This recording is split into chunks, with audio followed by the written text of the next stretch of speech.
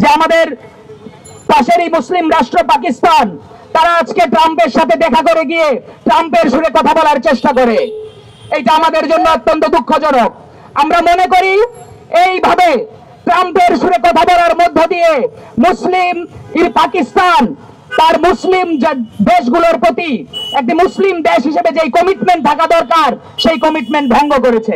যে অন্তর্বর্তীকালীন সরকারের উচিত এই ইসরায়েলের বর্বরোচিত হামলার বিরুদ্ধে একটি নিন্দা জানানো, এবং আমরা আশা করব এটা আমাদের প্রধান উপদেষ্টা করবেন। উনি যেভাবে জাতিসংঘের সাধারণ অধিবেশনে ফিলিস্তিনিদের পক্ষে বক্তব্য রেখেছেন, আমরা আশা করব অন্তর্বর্তীকালীন সরকারকে উচিত হবে মজলুম মানুষের কাতারে দাঁড়িয়ে এই ফিলিস্তিনের পক্ষে এবং ইসরায়েলের এই বর্বরোচিত এবং অবৈধ হামলার বিরুদ্ধে কঠোর একটা রাষ্ট্রীয়ভাবে নিন্দা জানানো উচিত এবং জানাতে হবে, এটা আমরা আশাবাদী। রাষ্ট্র হিসেবে রাষ্ট্রের উচিত একটা নিন্দা জানানো না, নিন্দা সবাই জানাতে পারে। আজকে নিন্দা জানায় আপনি আপনার গা ছাড়া ভাব দিয়ে দিলেন।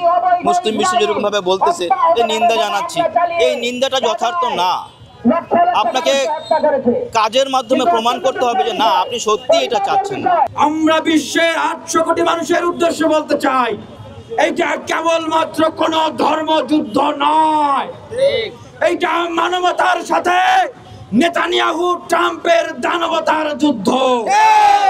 এইটা বিশ্ব সভ্যতার সাথে শয়তানের যুদ্ধ।